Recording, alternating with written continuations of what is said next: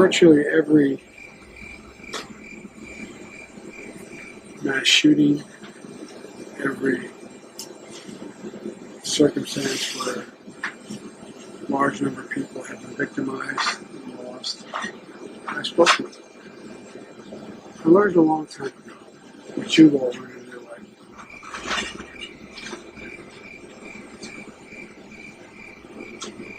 When someone's going through something that is beyond their comprehension, they've ever thought they'd have to go through.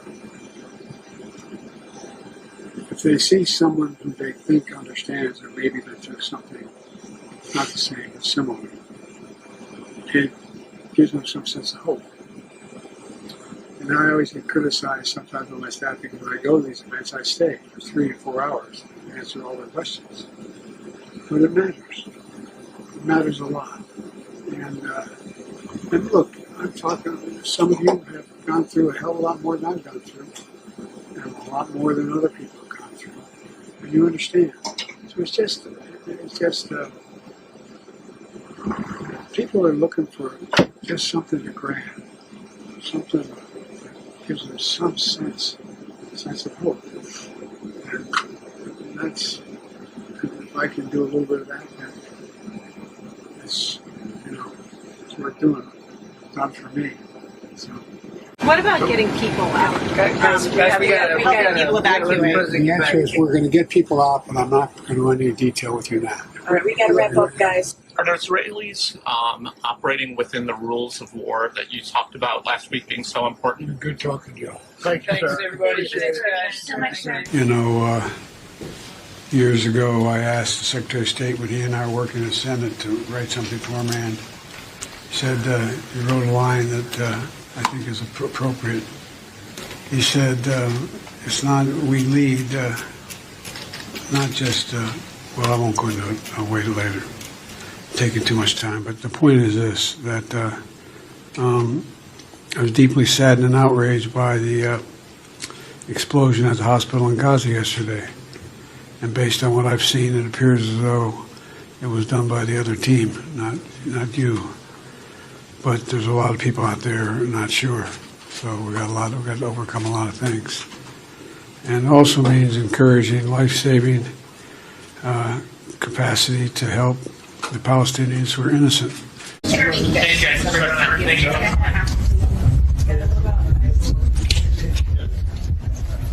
NATO ally. We will defend every inch of NATO which the treaty requires and calls for. We'll have something that we do not seek. Make it clear, we do not seek. We do not seek to have American troops fighting in Russia or fighting against Russia. The day will come when the memory of your loved one will bring a smile to your lips. Before it brings a tear to your eye. The day will come when the memory of your loved one brings a smile to your lips. Smile to your lips. Smile to your lips. Smile to your lips. Smile to your lips. Smile to your lips. Smile to your lips. Smile to your lips. Before it brings a tear to your eye. Tear to your eye. Tear to your eye. Tear to your eye. Tear to your eye. Tear to your eye. Tear to your eye. And the day will come when the memory of that person or those persons bring a smile to your lips before it brings a tear to your eye. That's when you know. When a smile comes to your lips before a tear to your eye, that's when you know. Some of you still have that feeling like you've been sucked into a black hole, black hole, black hole, black hole, black hole, black hole, black hole, black hole, black hole, black hole, black hole, black hole, black hole, black hole. You feel like you're being sucked into it. To those who are grieving, a child, a parent, a spouse, a sibling, a friend, I know you feel like there's that black hole in the middle of your chest. You feel like you're being sucked into it. Tonight, the strike by thousands of UAW members against the big three automakers is putting a spotlight on the gap between executive and worker pay. On day 2 of the strike, auto workers are back on the picket lines, and both sides are back at the negotiating table. Nearly 13,000 workers walked off the job Friday, demanding higher pay, a shorter work week, and a return of pensions. There's some people here that are $17 an hour. I mean, even strike pay is probably almost equal to what they're bringing home. They're getting backup from politicians like Pennsylvania Senator John Fetterman. My name is John Fetterwoman, who drove his Bronco to the Ford factory in Wayne, Michigan to join the picket line. Hey, how you doing? All right. My message to the CEOs is, at $74 million, collectively earning that, how many yachts can they need, to water ski behind it? It's just crazy. I don't understand it. What? At $74 million, collectively earning that, how many yachts can they need, to water ski behind it? It's just crazy. What in the hell is he talking about? I was going to ask you the same thing. And remain steadfast in our commitment that Iran must never acquire a nuclear weapon. Now, even as we evolve our institutions and drive creative new partnerships, let me be clear. Now, even as we evolve our institutions, I want to be clear and consistent. Look, nobody likes having celebrated international meetings if you don't know what you want at the meeting. If you don't have a game plan. He may have a game plan. He just hasn't shared it with me. But I tell you what, I don't know about you, but I'm going to go to bed. And the only existential threat humanity faces, even more frightening than a nuclear war, is global warming going above 1.5 degrees in the next 10 years. And we're in real trouble. There's no way back from that. 2 Chinese individuals were just arrested in Manhattan for allegedly running a secret Chinese police department in New York. What they would do is they would intimidate Americans, hunt down and spy and silence critics of the Chinese Communist Party in places as far away as California. And they operated their police department, quote unquote, in the Chinese district within Manhattan and would end up taking busloads of Chinese to Washington, D.C. to counter-protest anti-Chinese demonstrators and offering to pay them $50 each. At least it wasn't yen. That's how far the splinter cell went to combat anti-Chinese information. And the FBI warns that there might be a lot more of these splinter cells. China owns and controls almost 192,000 acres of farmland right here in the United States. Chinese ownership is of particular concern in owning our farmland. First, foreign investors from China are under the total and absolute control of the Communist Chinese government. Second, that government has become increasingly hostile towards America, from military threats to cyber attacks to rampant intellectual property theft to spy balloons. And from a military standpoint, it is alarming that China now controls farms near critical military installations like Grand Forks Air Force Base in North Dakota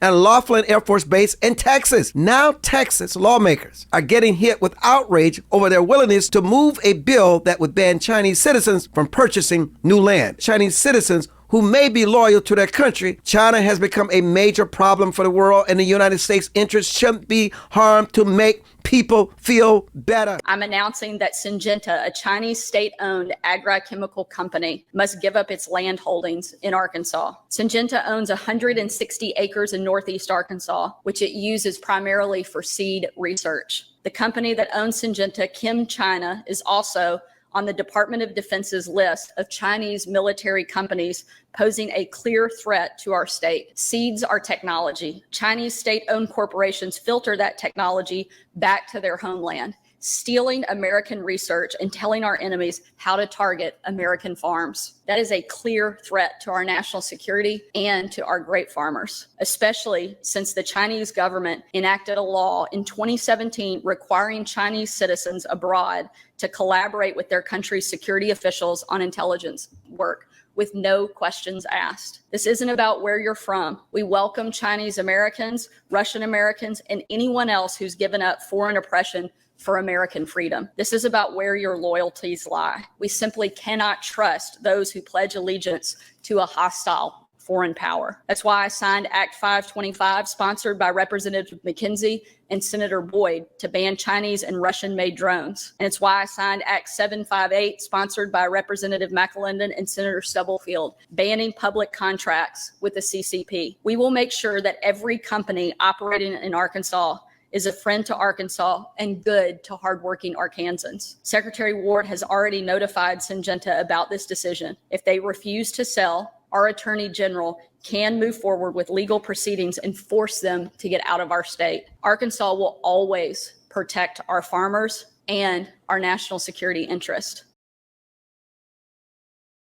It's great to stand up here with some of the most influential and amazing women from across our state. We are all here to say, frankly, that we've had enough. Enough trying to erase women and girls, enough denying our biological differences from men, and enough of the craziness that is taking over our country. I've had the honor of being both the first woman and the first mother to serve as the governor of Arkansas. Before that, I was the first mother and only the third woman to serve as the White House press secretary. Because of that, I came into this role with a few pretty unique experiences. Among them is giving birth to 3 amazing kids. That experience underscored to me that a woman's perspective is important and fundamentally different from a man's. Nowadays, though, only conservatives seem to be making that point.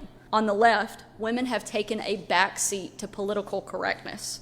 It's why Senator Irving and Representative Barker had to pass the Fairness in Women's Sports Act to defend our girls across the state. They're using nonsense words to erase women and girls, and more importantly, to erase our voices and our experiences. Today, we're taking a stand against woke nonsense. What frankly started as a fad among a few grad students has seeped down into corporations, the healthcare industry, and increasingly state government. It's demeaning to women, and it needs to stop. In a moment, I'll sign an executive order banning a number of all sorts of ridiculous words from state government documents. Those include words like pregnant people, laboring person, birth giver, and several other nonsense terms that have cropped up in recent years. Some on the left will accuse us of being nitpicky, that Arkansas should just lay down and accept the cultural revolution without complaint. I say it's the exact opposite. It's the left that decided that woman is a dirty word. It's the left that decided we needed to toss out basic biology and basic grammar along with it. I think they're just mad that conservatives are starting to fight back, and they better get ready because we're just getting started. Thank you for being here, and thank you to the amazing women that are standing up here with me. Now that we know that it was not, in fact, a pandemic of the unvaccinated, now that we know that Ukraine is not actually winning the war against Russia, it could be time to revisit some of the other slogans we've been assured are true and ordered to repeat. Are they, in fact, true? Did, for example, a racist white cop actually murder a man called George Floyd, a civil rights leader, in Minneapolis on Memorial Day of 2020. Now, we've been told that that happened, told it relentlessly for more than 3 years. So at this point, we've been told it so much that pretty much everybody seems to believe it. And because everyone does kind of believe it, a small group of people has been allowed to make massive changes to American society. They include, but are not limited to, decriminalizing stealing, defunding the police, adding a new federal holiday to the calendar called Juneteenth, the ceasing of hiring all white men in corporate America, and of course, significantly, they also sent a cop called Derek Chauvin to prison for more than 40 years. He would be the racist white devil who murdered George Floyd. But the question is, did he actually murder George Floyd? And the answer is, well, no, he didn't murder George Floyd. And we're not guessing about that. We know it conclusively, thanks to a new court case now underway in Hennepin County, Minnesota. The case was brought by a prosecutor there called Amy Sweezy. She's suing her boss. So the case is not actually about George Floyd or Derek Chauvin, but it tells you an awful lot about both of them. In her deposition, which you should read, Amy Sweezy describes a conversation that she had with the county medical examiner, Andrew Baker, right after George Floyd died. Quote, "I called Dr. Baker early that morning to tell him about the case and to ask him if he would perform the autopsy on Mr. Floyd." Sweezy recalls all this under oath in the deposition. Quote, "He called me later in the day on that Tuesday, and he told me that there were no medical findings that showed any injury to the vital structures of Mr. Floyd's neck. There were no medical indications of asphyxia or strangulation." Oh, In other words, George Floyd, according to the official autopsy, was not murdered. He died instead of what we used to call natural causes, which in his case would include decades of drug use, as well as the fatal concentration of fentanyl that was in his system on his final day. So this was not a killing. It was yet another narcotics OD in a country that records more than 100,000 of them every year. The medical examiner clearly understood that and in fact articulated it. And Sweezy explains. He said to me, she recalls in the deposition, Amy, what happens when the actual evidence doesn't match up with the public narrative that everyone's already decided on? And then he said, quote, this is the kind of case that ends careers. In other words, everyone lied about it from the very beginning. The people who knew the truth hid the truth and allowed the revolution to proceed. Now they've been exposed. Now we know the truth. What happens next? Well, they're going to ignore it. The Biden administration just issued a long purple statement celebrating George Floyd's birthday. He's a martyr, despite the fact we know that he was not murdered. And by the way, Derek Chauvin is still languishing in jail for the rest of his life. So how do we respond to this? How do we respond to the truth once we have it? So as with so many other stories, the origin of COVID, it's a blessing to have you. We now know what actually happened, but the question then is, what do you do with that knowledge? We know that the U.S. government, Tony Fauci, worked with the Chinese to create the virus that overturned the American economy, but what do we do with that knowledge? What do we do with the knowledge that George Floyd was not actually strangled to death by a cop? We have to acknowledge the people that gave it to us and why. See, George Floyd is the Democratic Party's prototypical black man. These are the black men they are trying to create. So George Floyd has to be elevated. He has to be celebrated. He's perfect to them. He was poor. He was uneducated. He was a drug addict. He didn't have a job. He was down there begging and crying and asking the white people to not kill him. To a Democrat, to a white Democrat, this is the perfect black man. So he has to be elevated. Look, not a few days ago, Kamala Harris and Joe Biden celebrated hip-hop music. They had a celebration of hip-hop. Hip-hop culture is America's culture. It is a genre. It is music and melody and rhyme. And hip-hop is also an ethos. A music genre that calls the black man the N-word, calls women the W word and the B word, talks about misogyny, shooting police, smoking dope, selling dope, fighting, killing, acting a fool. They celebrated this genre. Why? Because this is how they see black America. They see us the same way they see George Floyd. And they have to make more of us because everywhere they rule, John F. Kennedy stood in front of the Berlin Wall in the 60s and said, if you think that communism is great, let them come to Berlin. Well, if you think that the Democratic Party is great, let them come to Detroit. Let them come to Chicago. Let them come to St. Louis. Let them come to LA, Portland, Seattle, Memphis. Anywhere where they rule, you'll see George Floyd's all over the place. And they're proud of them. In Baltimore, Maryland, they spend $21,000 per child for every child up there inside the school district. Not one school is proficient in math, science, or reading. But they keep it going every year. Why? Because they're producing George Floyd. But and George Floyd's vote for the Democratic Party. But why would, so when most of us, you, me, I think all normal people look at George Floyd's life, you think this is a disaster. This guy never added anything. He took a lot in prison at least 8 times. I mean, his life was a tragedy at best. Why would you want more people like that? Because he votes for the Democrat Party. And then he teaches his children to vote for the Democrat Party. And then these white Democrats can feel superior to him. Yeah. He can be controlled by them. Just like, think about an old slave plantation, talk back in the day. How they wanted their slaves to act. Subservient, obedient, ignorant, doing what he was told. Not asking any questions. Having a slave mind. Being dependent on them. This is how they want black men to be in America. This is how they want the whole black community to be. This is why it started in the Civil Rights Movement. When Martin Luther King Jr. in his I Have a Dream speech said, 100 years after the Emancipation Proclamation, the Negro is still not free. He said 5 times in that speech that we were not free. It turned the Declaration of Independence on its head because in our Declaration of Independence it said that our freedom was an unalienable right given us by God. John Locke in his Second Treatise of Government said that an unalienable right is a right given from God. It is irrevocable, non-transferable, and unsellable. The government cannot touch it. It supersedes law. It supersedes the Constitution. However, King said that we was coming to government and to the white man for our right to be free. Even at the end of the speech, he said, on some certain day, we'll be free at last, free at last. Thank God Almighty, we're free at last. He said in that speech, when will we be satisfied? He said, we will never be satisfied until justice rolls down like water and righteousness like a mighty stream. That's a fancy way of saying never. And so black people heard that speech and said that we were not free here in America. And we make our children recite that speech every single year on King's birthday. And they say in that speech, the Negro is still not free. George Floyd was a slave in his mind. And the civil rights movement caused him to be a slave in his mind. And today they're still marching, 60 years later, telling black people, you're not free. Beg for reparations. Beg for affirmative action. Kill your children in the womb. Cut off your child. You castrate your children. Let drag queens come into school and shake their behinds in your children's faces. Run God out of the public square. And then they end up like George Floyd. But the one thing they do consistently is they vote for the Democrat Party, and the places where George Floyd's live, they stay in absolute power.